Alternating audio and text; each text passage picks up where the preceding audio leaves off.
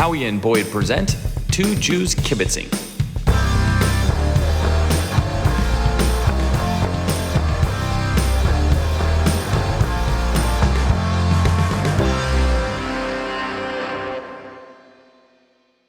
All right, we're recording. Welcome. Back. H&B. H&B. Howie and Boyd Kibitzing. We just got back from a ride. We did. Because that's another thing we do. We Don't want to reveal too much, though. No. It was a bicycle ride. It was a bicycle ride to a very local bicycle joint. Yes. That had... That was busy today. At least over 100 bikes. Yes. And, we ride pedal bikes, but street glides were in effect. I want one of those. You're going to buy one for me when we go to Vegas? Absolutely. Okay. So he wanted to talk about last time parent emails and correspondence, and I want to talk at this time about just the state of education in California and our school and our district and just the state in general. Bring it. Okay. So one thing that really started me off on the getting pissed off at these fuckers was I don't know what we have advanced classes, right? Correct. And we have just the regular classes, and we had the non-college prep classes that really tried to gear kids or get them ready for high school and actually take harder classes. Well, I think you should even back up a step there and start with the what's coming down from the district, that everybody is H through G. A through G. That's what I said. H, A. H. There were drinks at the place we went to, so it's good. Oh, I need a drink. I don't need a drink. Okay, I'm going to look real quick while you just tell us what happened with the A through G requirements. You can edit out the H part. I will not edit out the H part because that makes sense. You explain what A through G is real quick for those who are... Well, A through G is the expectation that everybody that is in a high school is college bound. Right. And I think that's probably the simplest way to put it. And A through G requirements are by the state of California for the UCs and Cal States. Requirements in order to get in.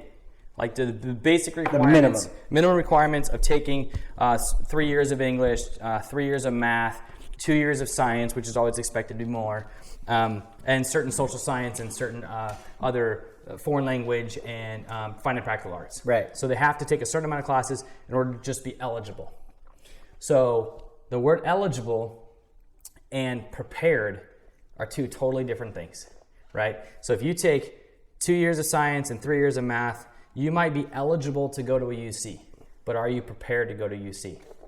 In no way, shape, or form. No. And we're kidding ourselves by our district. Our district made a comment. One of the board members said, we want our district to be the #1 district in California. What? By making every kid A through G eligible, and it just doesn't prepare them. So what did they do?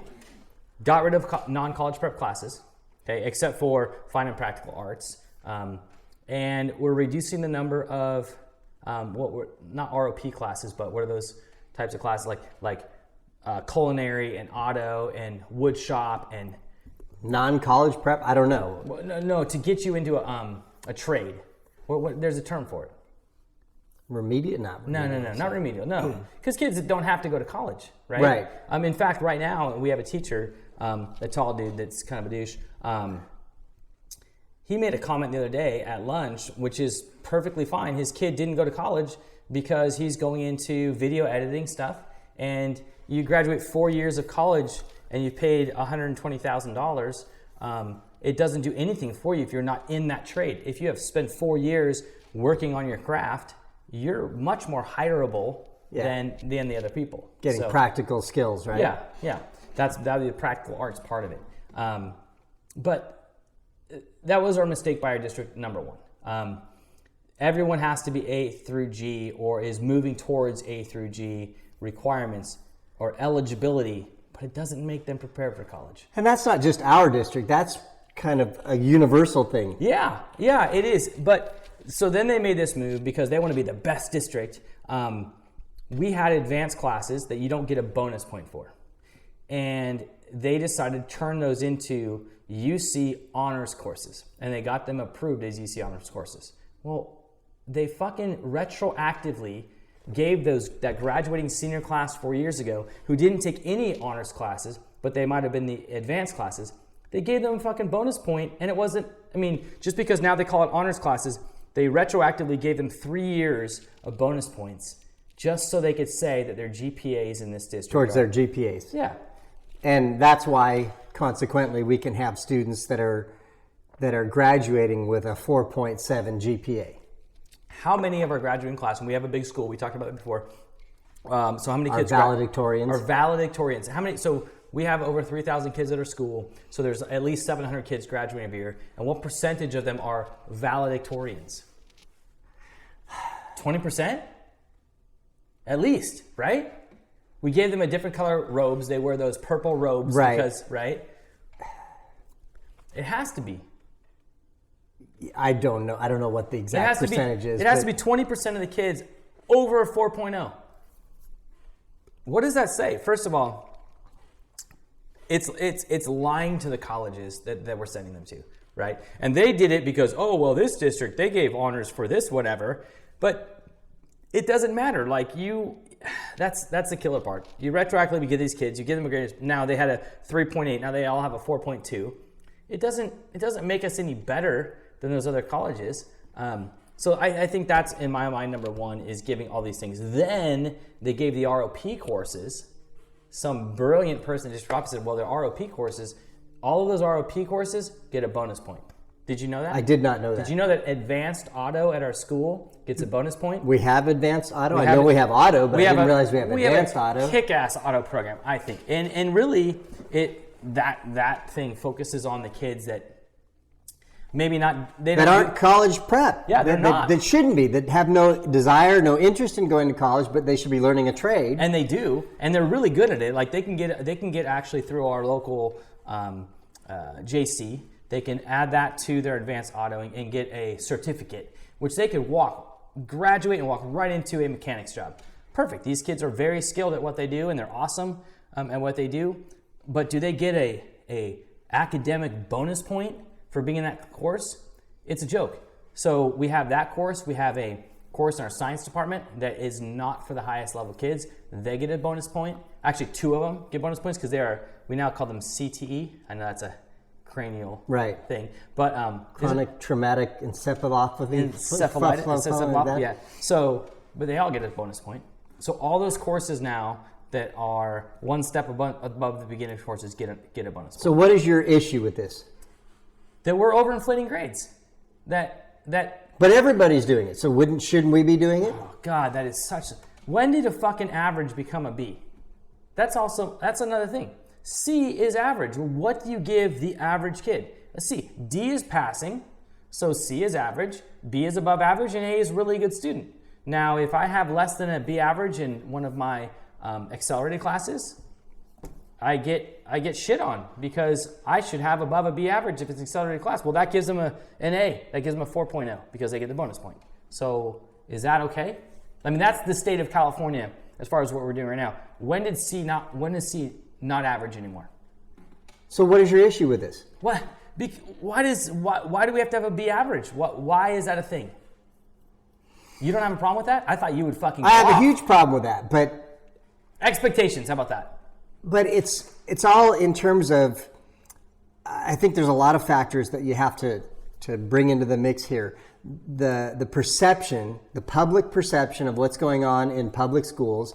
The drive for parents to have schools of choice, the drive for charter schools, right? All of these things that are influencing our administrators, district level administrators, our board members to manipulate it so it appears that the schools are more successful than they are. It's a total manipulation, right? If I send a kid with a 4.2 at our school to UC Berkeley, I think UC Berkeley has a thought that this kid is going to accelerate at their, be a high level kid at their school. To excel, yes. To excel. And yeah, that's, I said accelerate, which they're right through there. But they're not going to. If you get a 4.2 kid at our school, they're not going to be an all-star at Berkeley. What is that? I don't get it. That's a big beef that I have. Well, and I agree with you. And my issue is that by inflating grades, that we're just not, the kids that have, they're just not academically inclined. I don't know what I'm trying to say right now.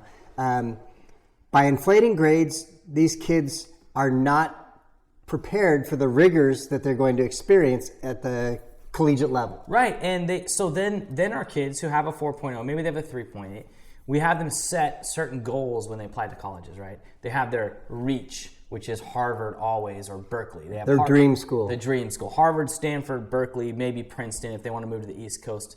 And then they have their I can get there goal, and then they have the fallback, right? We have safety school. The safety school they call it. But their safety school is UC Santa Barbara. Their safety school is UCLA.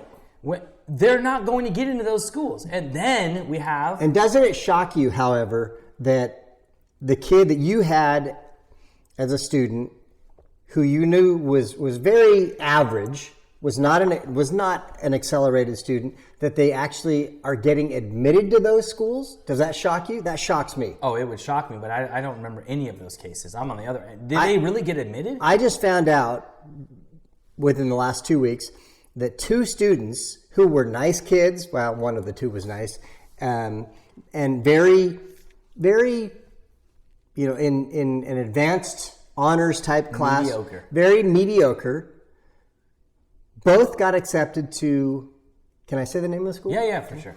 To NYU. Really? Yes.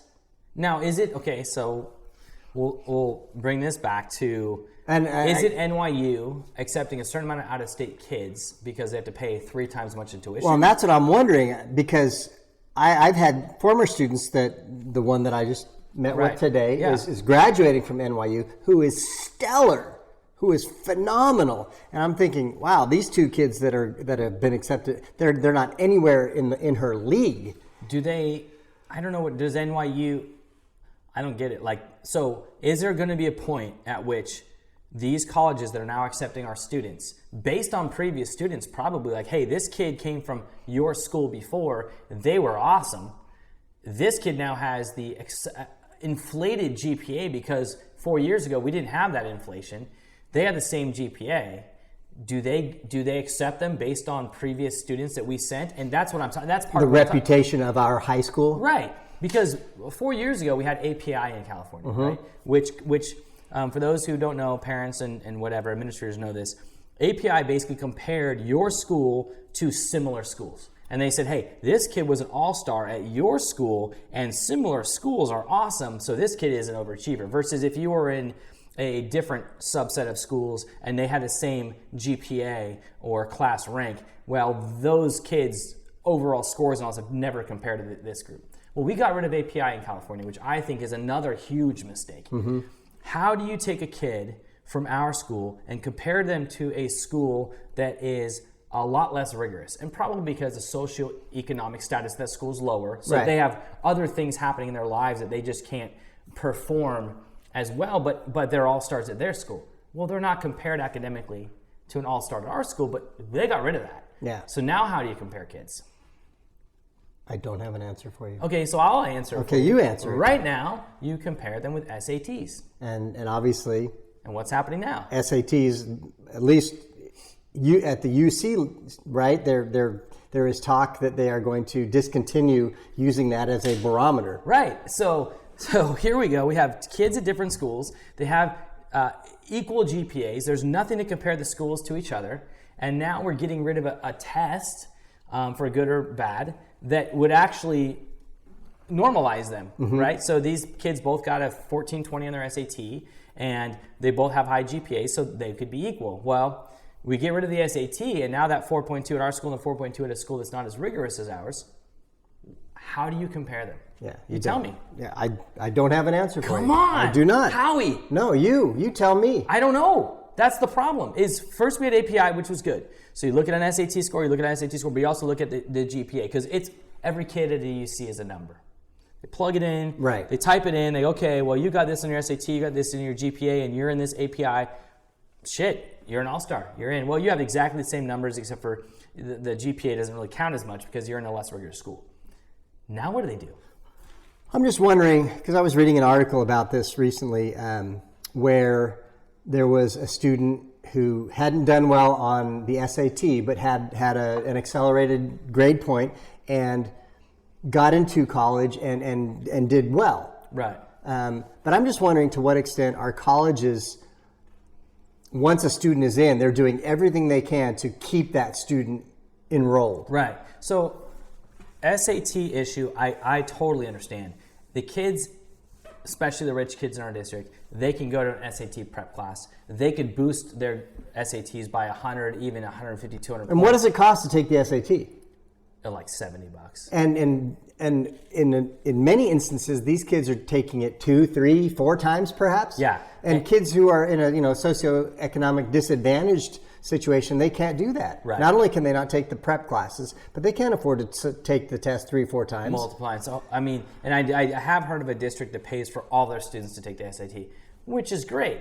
But you need to pay them to take the SAT practice course to really keep it even. I think Khan Academy is awesome. Now, there's a caveat there, right? Khan Academy, free SAT prep. The College Board now links with Khan Academy. So you take Bella just took the PSAT. You take the PSAT, you type in your college prep number. Did she already get her results back? Yeah. Yeah? Just out of curiosity. I know. I have to Did remember. okay? Did okay. It was like 1240 That's why it's a PSAT. It's her first time taking it. But what's cool is Khan, you type in your College Board number and Khan links it to your test and they actually know what questions you didn't do well on. So now it sets your SAT practice and it's free. Yeah. But you have to have a computer, an iPad, and a phone, Wi-Fi, and time. Yeah. And these kids some of these kids in really low income areas, they're watching their 2 brothers and sisters. They might have a job on the side to help the parents out. Parents aren't even there to say, hey, get on the Khan Academy and do this. So you're going to have the awesome kids. So you're making an argument as to why SAT should not be used. But how do we still compare the kids? No, I'm just saying I get it. I understand why the state of California is doing that, and it is if you read why their decision is doing this, it is because it is a disadvantage to kids in lower income areas because they have other stuff going on. But they already do let in a certain amount of students, the high level kids at those schools. I just don't get how you now compare the kids. If you get rid of all of the stuff. I mean, if you kept the API and got rid of the SAT, fine. That's great. Now your API compares it, and you're only compared to those groups, in the higher economic status and the rigorous courses, the number of AP courses at their school. There's a whole bunch that goes in that formula. But they got rid of that, and they're going to get rid of the SATs. So now what do you go by, like letters of rec? Because I know your letter of rec for Berkeley wasn't as good as mine because my kid got in. Hey, but my letters of rec for both of these kids got into NYU, so I must be doing something right. Yeah, but you said they're shitty kids. No, I didn't say they're shitty kids. Oh, no. I said they're perfectly average. Mediocre. They're nice kids. They're not taken really a fairly rigorous academic, but they're not all-stars, and I thought all-stars got into NYU. Yeah. I think the whole, I don't know. First, I think that we have done well in the state of California with things like standards, right? First, we started, like for me, the California State Science Standards. Because you're Joe Schmo at one school, you're teaching fucking plants and you're going out to the river every day, right? Because we're in Sacramento. You go to the Sacramento River and you observe the fish. And in my class, we were drilling down to the macro level. And your A in your class was all about the river study, and mine was about the more important stuff. Fuck you.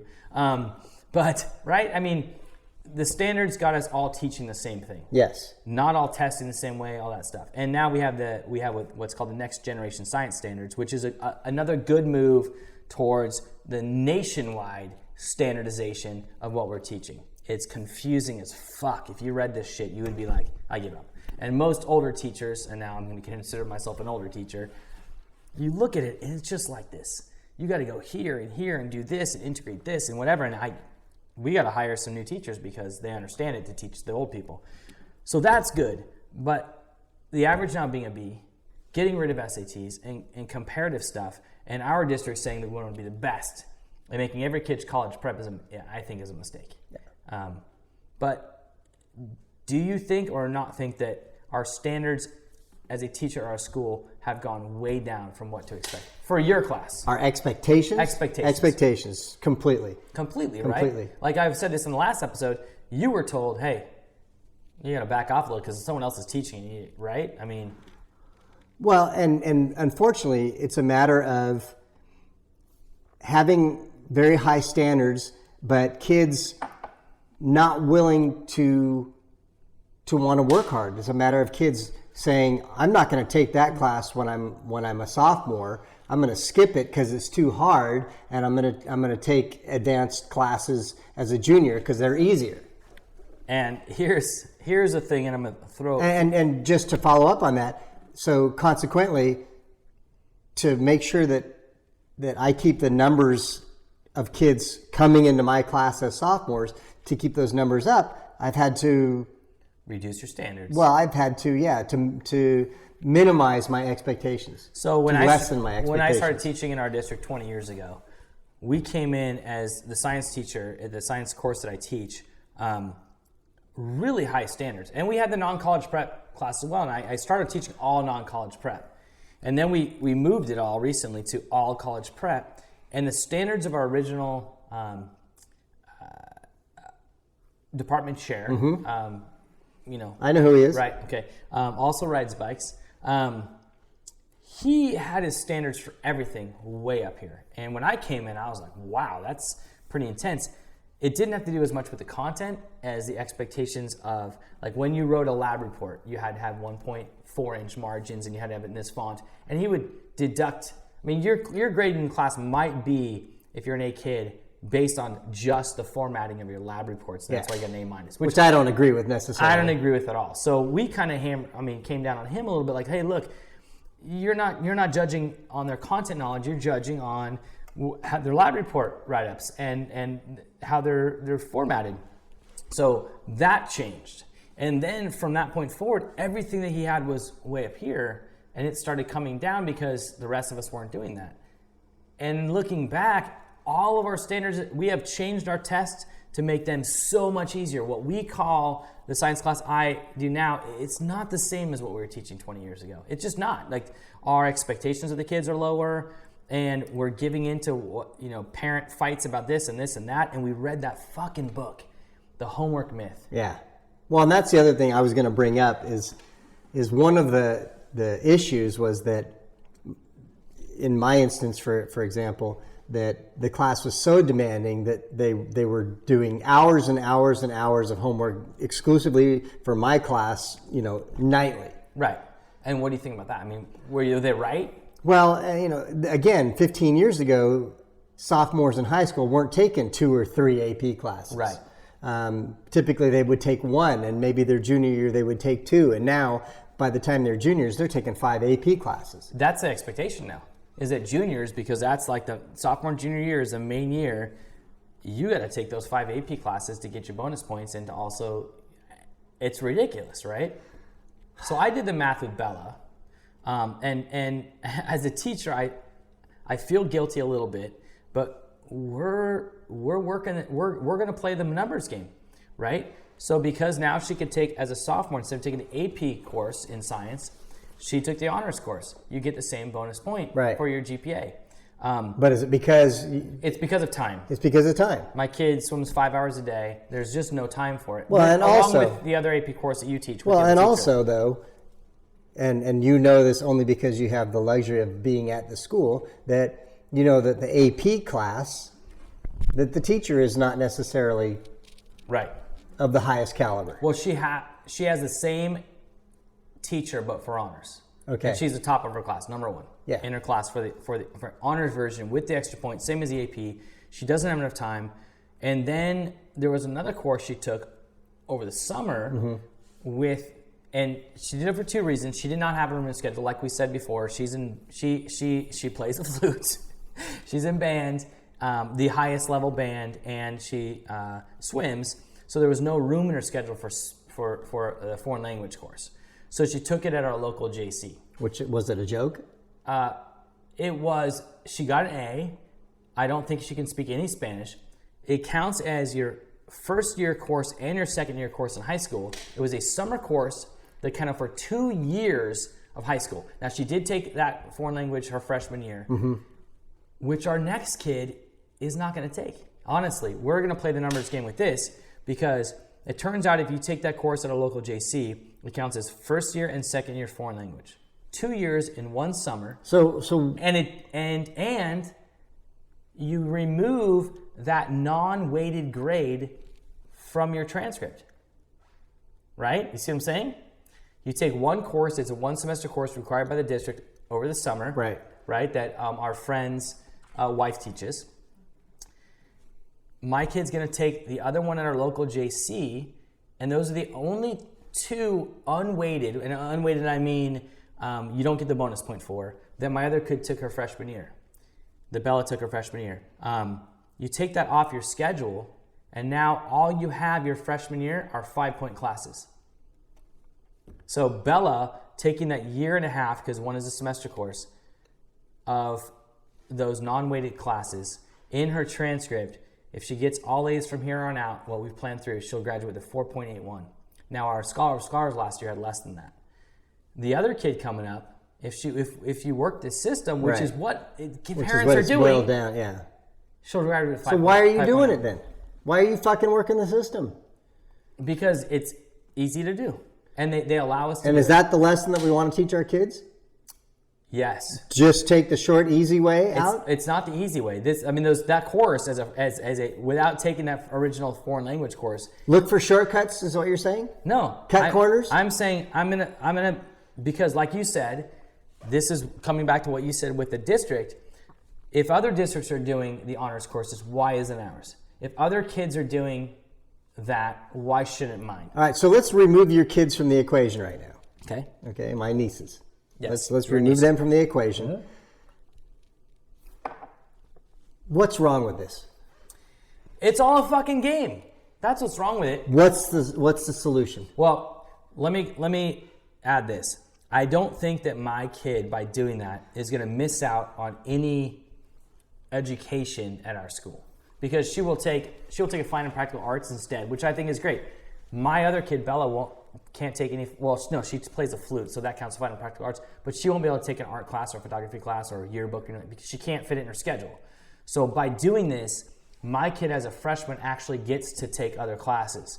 So, and for her art, you know that. I mean, if you go up and check out her stuff, she loves it. Like she's a fucking book nerd, and she draws all day. So by getting her into an art class with one of my favorite people who used to teach science, she'll get to do the art, which a lot of kids, I mean, when I was in high school, I never did any fine and practical art class. None. We didn't have a requirement of it before. I took nothing. So she'll be able to, as a freshman, get in an art class and do her artwork, and that doesn't affect her academic GPA. Right. But the foreign language does affect your academic GPA. So I'm all of this, you know, shouldn't what we do be trying to nurture kids to have a love for learning? Yes. Or am I just on fucking? Absolutely, but you're an artist, and what if you couldn't?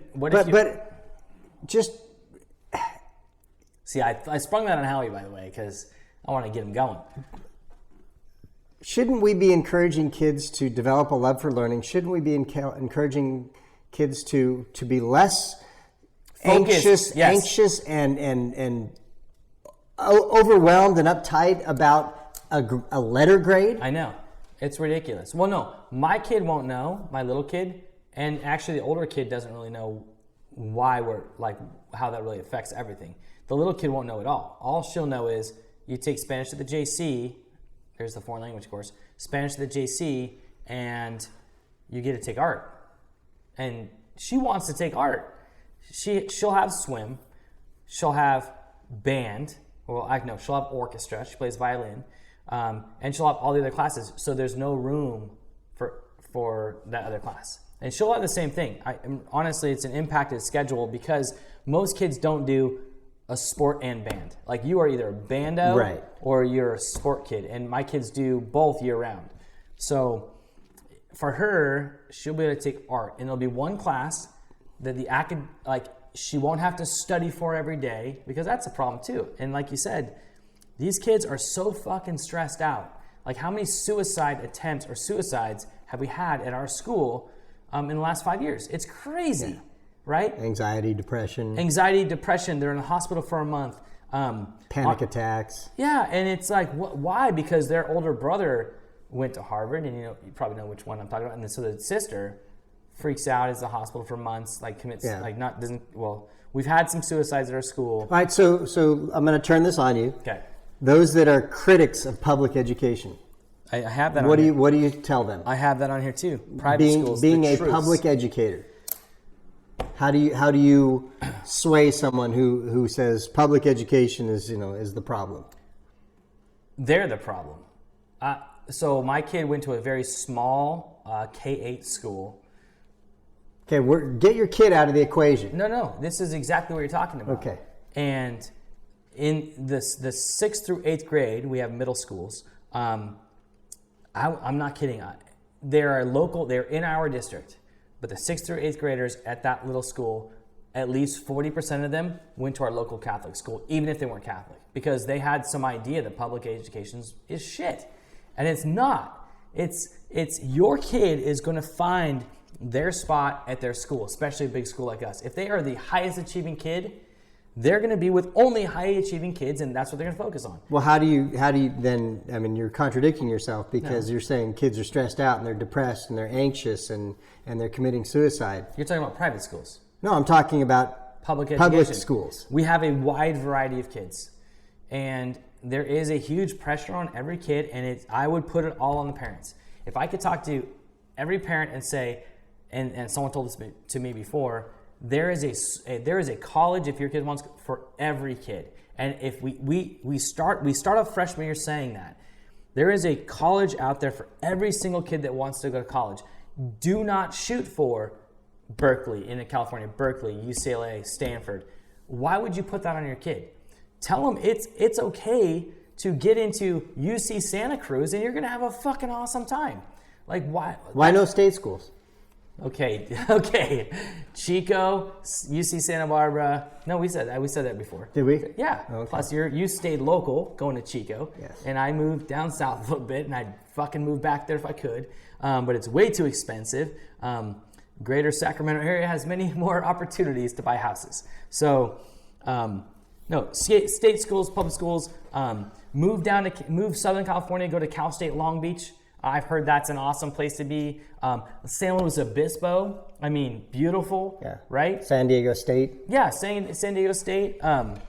Move out to the Redwoods somewhere, Well, and it's how I've tried to counsel students for years and years and years and years, that college should be not about the reputation and not about what you think is a means to an end. It should be about what is the right environment for you. Right, and our buddy, his kid's focus, and he goes to UCLA now.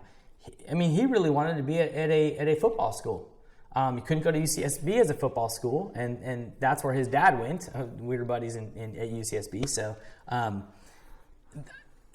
Too bad their football team sucks. UCLA, yeah, they suck. They suck hard. Good decision on that one there. Yeah, but his focus was go anywhere in the nation with a good football school, because he went to a bunch of places that had football schools, and he wanted to be part of that sort of thing. There is somewhere out there for every kid, and it turns out most kids, wherever they go, if that's where they want to go, they love it, even if it's a shitty school, right? We have a swimmer from Sacramento that went down to Fresno, not so far away. It's Cal State Fresno. As a swimmer, loves it. I'm like, Fresno, are you fucking kidding me? But she loves it. Like, she had a certain program that she wanted to get into for nursing.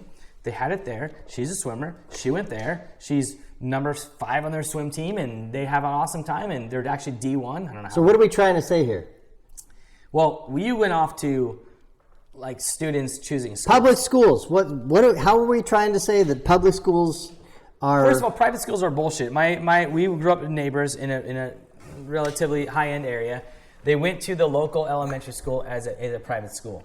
They thought it was fucking amazing because it's a private school. Well, they moved to my high school, and they sucked at everything except for geography. No one knows geography. It's like the fucking kids on the spelling bees. So how do we? You're trying to sell the public on why public education doesn't deserve the bad rap. I don't see that it gets a bad rap. It gets a bad rap. From our area where we live in super conservative area, that's the only place it gets a bad rap from, I think. Tell me. From it doesn't matter. Betsy DeVos? It doesn't matter. Yeah, no shit. Well, she's a fucking idiot. Well, no kidding. But I want to hear what are your selling points? About public education? Yes. Number one, we're Jews. It's free, right? Because we have friends that spend on that Catholic school more than they're going to spend if they're going to go to a private school. Keep going. $34,000 a year, something like that. That's higher tuition than most you see. But if that's where you want to go, because you want to go to a freaking private school in college, it's the same thing. They have the best teachers that are actually credentialed. How about that? Public schools have credentialed teachers. If you go to a private school, they don't have to have any credential to be there, right? I'm listening. Okay. So number one, you have highly qualified teachers. In fact, we get audited every few years to make sure that we are, quote, highly qualified, that we've taught enough, that we keep up our development hours, that we do all that stuff. Are you looking at our local No, schools' keep going. No. By the way, if you're non-Catholic, it's like $50,000 a year, which is crazy. So free, best qualified teachers. You also get to be with everybody, right? We can't kick a kid out of our school because they have issues. Okay. So, go ahead. No. I was thinking about this the other day. All right. So you're going to counter all of these things. Got it? I could. Okay. Good or bad, I'll counter whatever right. you fucking give me. Now this is pro homeschooling, private schooling. Okay. Are you? All right. Yeah. Go ahead, All dude. right. Number one, because nothing motivates the children to learn like a standardized test. Wait, that's the reason for what? That's the reason why homeschooling sucks. Why homeschooling sucks. Okay. These are all counterpoint arguments. That's a terrible argument. Well, fuck. So in other words, these are people who are advocating homeschooling. God. Because nothing motivates a child to learn like a standardized test. Or how about this one? Because if we just spend a little bit more money, public school is bound to work. Really? Because, let's see. Because, how about this one? You like this? Because we never have a level playing field as long as homeschoolers keep overachieving. They're the worst kids. Look, if you send a homeschool kid because to my class, bullies build character. These are people saying this is like a fuck. All right, the name of the article. Sarcasm. The name of it's True Aim. I don't know what kind of an organization that is. I probably should have done my research. But it says the title is 35 Reasons to Outlaw Homeschooling. So it's all of these very kind of tongue-in-cheek sort of reasons. It's sarcasm against. Yeah. Here, how about this one? Because homeschoolers aren't social, they have little interest in sex, drugs, and alcohol. Or because who will authorize bathroom visits? Oh my God. Because learning to sit down, shut up, and follow instructions is essential in any democratic society. So these are the kind of wackos that we're going to, Okay, so homeschooling, I think, is great for certain people. If you're throwing fists in my class, get the fuck out of my class, homeschool the kid, see what happens. I had that one girl, the holy moly girl. She's homeschooled now. She was a mess. So I was watching this doesn't matter what I was watching. I was watching, and you and I were talking about Billie Eilish. Yeah, I love Billie Eilish. Homeschooled. Yeah, homeschooled. There are certain kids. If you're a 14-year-old creative genius. She's 7. I don't know how old she is. Great. You have other stuff going on. It's kind of like what I was talking about Bella's schedule. Nothing fits in her schedule, so this is what she has to do. If you are on the ATP circuit, if you are playing professional tennis at 15, you have to be homeschooled. Right. You can't travel to 50 different tournaments a year and be at a public school. We've had at our school multiple Olympians who they might be at our school for 1 or 2 classes and they are homeschooled for the rest. That is perfect. Right. I think homeschooling has its perfect purpose, but every district now, including ours, gets their ADA, their daily money, if we have people enrolled in our homeschool, I don't know what it's called, academy or somewhere, where they meet once a week with a thing so we get paid for it. And we are enabling these parents who, that's an option, to stay home with their kids and homeschool. And homeschooling is, they're not going to have 5 teachers that are experts in their field teaching them. And to further comment on that, the kids that we've had who have been homeschooled come in such a low level. Not only academically do they come in at such a low level, but socially. Fucktards. Yeah. I mean, and it's incredible. Like, they can't even speak to other kids.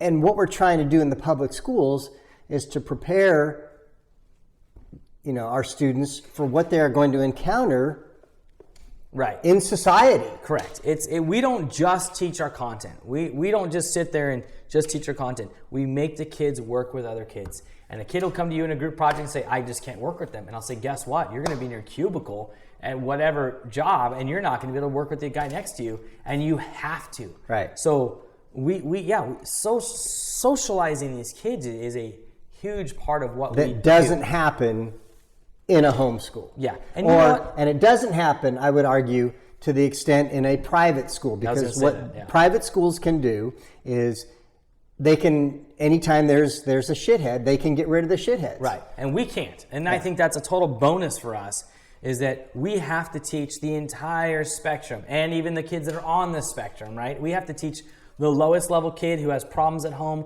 to the highest level kid who is going to Harvard. And we have to allow them to work with that whole group. Now, obviously, they're segmented in their different advanced classes or honors classes they're in.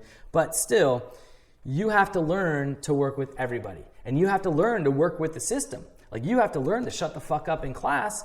And if you are homeschooled, you don't have to shut the fuck up if you're yelling at your parent. If you are in a private school, you don't have to shut the fuck up because your parent is going to pay an extra $10,000 and donate to the school, or $100,000 to get their name in the back of the outfield. And when the teacher tells you to shut the fuck up, or the nun comes and slaps your hand anymore, well, dad comes by and gets rid of the teacher. Right. I have lots of siblings, but 2 of my siblings went to a private school. And they had a meeting with the parent or my stepmom every 2 weeks to make sure everything was good. They went on trips to Europe, they went on trips to South America, and it was all part of the education experience. But if my stepmom said, this teacher isn't doing their job, teacher's done, or the teacher will just change. This kid should be getting a B. Kid get a B. For my siblings, it was an A. Why do they have a B plus? Oh no, it's an A. Like, they're paying for what they want, and they're steering it. And our current national administration doesn't fix any of that, because that's kind of like, why can't you buy everything? So, I mean, I think the private school versus public school is a huge thing. Private schools, you never come in with as much knowledge, I've found. We have a lot of athletes that go to that other, not the one that's here, and not the one in... I know what you're talking about. Okay. And they go there because they're recruited, and they 90% of them come back because the education is crappy. Yeah. We also have a fine and practical arts school in our county, and it's basically semi-private because they have to pay like $10,000 or $5,000 or $10,000 a year as a donation to go to that school. And if we have kids from our school that go there, they always come back. The kids that stay there are the ones that went in from like 8th grade, and they went right in there, and then they stay because they don't know what our schools can do. All right, our last topic then is going to be charters. Woo! Or is that too heavy? No. You want to come back to that? No. Charter schools are in our area. Okay, first of all, explain to our audience what charters are. Charters schools are schools under your either county or local district officially, but really they are focused on, they're done by an outside company. They hire their own teachers, they hire their own administrators. But that district has to provide a space for them. They have to provide a facility. Right. Funding on any level? They get funding. Okay. They get their ADA, like a public school with their ADA. But they can pay their teachers whatever they want, basically negotiate contracts, hire whoever they want. Right. And what control does that school district have over the charter school? Almost nothing. Yeah. Almost nothing. So can you give us an analogy? What would that be analogous to? It's a public-private school. No, just something completely unrelated where we can have Jesus.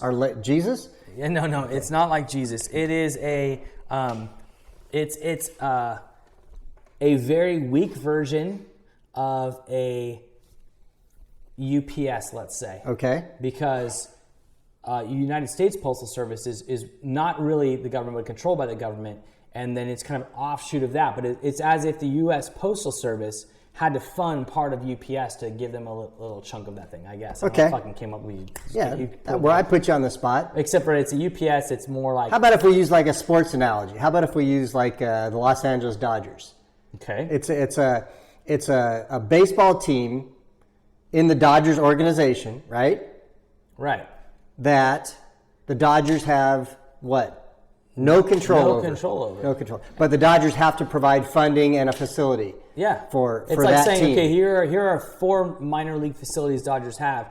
Oh shit, we want to be a charter version. We have to give you one of those facilities. And so in our district, they have taken over facilities because we are required to provide them with a facility. So we have some elementary schools with low enrollment, and so we have to move those kids out, and the charter school goes in there, and they can do whatever the fuck they want. And charter schools in our district and in most districts fail because they don't have the history of understanding how to control that environment. Teachers leave, teachers come in, and we have one in particular. Families thought it was awesome, and they go in there for a couple years, and they're like, this is terrible, then they leave, but we still have to keep providing funding for them. And they just suck the funding out of our district to do that. So what's your biggest argument that would oppose the growth of charter schools nationally? Okay, so the main thing that I would compare that to is a lot of initiatives that have been put forward to fund the vouchers. Okay? Right. It's basically a voucher system that's totally approved. So I get it if you're in a super low income area. And they're like, hey, there's a private school you can go to, and we're going to give you, instead of taking the tax dollars and put them to the public schools, we're going to give you that equivalent for your own kid to be able to go. So that's a voucher system. I get vouchers if you're in PS 121 in New York, where it's just so low income, and you can take that voucher and go to private school that has, but the key with that, they can kick you out. And we don't have with the voucher, school. It doesn't cover enough of the... No, nothing. The cost. Nothing. So in our area, you know, middle income area, these people want vouchers because they want to go to their Christian school, their Catholic school. They want to go to it would be publicly funded Jesus education, right? And I get it. Like I said, I get it. New York PS 121. Go to your private school. It's better. If your kid can act well, we'll pay for your uniforms. You go there. Great.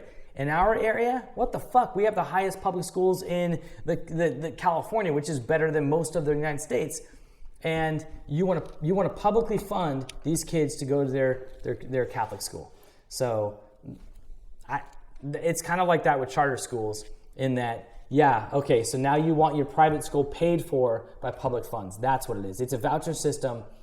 It's bigger for the whole group of people. Yeah. So, and again, no standards. Right. No oversight, really. No oversight, no standards. There's no one to go in and observe them, check them, anything. They can hire whoever they want. They can fire whoever they want.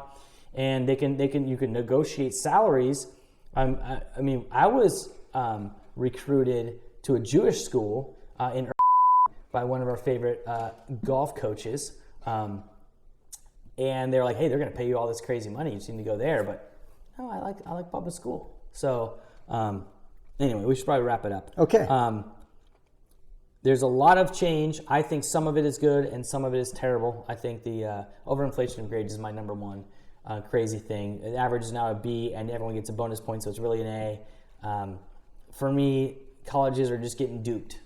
And eventually they're going to work it out. 3 or 4 years from now, they're not going to accept those 2 kids at NYU because now they realize that 4.2 wasn't really a 4.2. Yeah. It's more like a 3.7, and they don't belong there anyway. So, my final thought will be, and this could kind of be a segue into our next cast. I was reading something, I think it was just yesterday or this morning, I can't remember, some education publication about, in the state of California, districts that have gone on strike. Oh. And here's, I just reduced it down to this. When should public school teachers ever have to strike in this country? And the answer is never. Never. And that's our topic for next. Can I add next something time. to that? Sure. I don't know about you, but as a public school teacher, I think I get paid very well. I'm not the one that go out there and say I need $200,000 a year. In our district, what we get paid, I am perfectly happy with how we get paid. So, but we'll go on. We'll talk about strikes. Right. Because we've been there. Yes. We've been on the line before. We'll talk about striking, and yes, you're right. Teachers should be paid a professional wage. Yes, they should. In every district. So, and ours is one of the lower paying ones for our area. So, L'chaim. L'chaim. By the way, this is day 8. Is this day 8? Turn that towards the camera a little bit. I thought we were getting close. Yeah, this is the last day of Hanukkah, so our candles aren't burning down the house. We're doing this here. Cheers with the menorah. Cheers. With the menorah. With the menorah. Here we go. L'chaim, people. All of our episodes can be seen on YouTube. Just search for Howie and Boyd, and heard on iTunes Podcast, Stitcher, Google Podcasts, Spotify, Podbean, and hopefully soon on iHeartRadio. The views and opinions expressed on this podcast are those of the individual host and do not necessarily reflect the official policy or position of any other agency, organization, employer, or company. Assumptions made in the dialogue, banter, conversation are not reflective of the position of any other entity than the hosts and or their guest. Our work is original. Similarities to previously published material is coincidental. All the content has not been inspired by nor is based on any other podcast, blog, magazine, article, nor any book, and therefore we regret the resemblance with any of the aforementioned and would like to assure you that it was unintentional. Moreover, we do not intend to be offensive towards anyone who listens to this podcast. If anything said can be perceived as hurtful to any community or person, we extend our sincere apologies, but that was not the purpose in broadcasting said podcast. Language and or topics discussed in this podcast may not be suitable for children, so please preview in advance of the family road trip.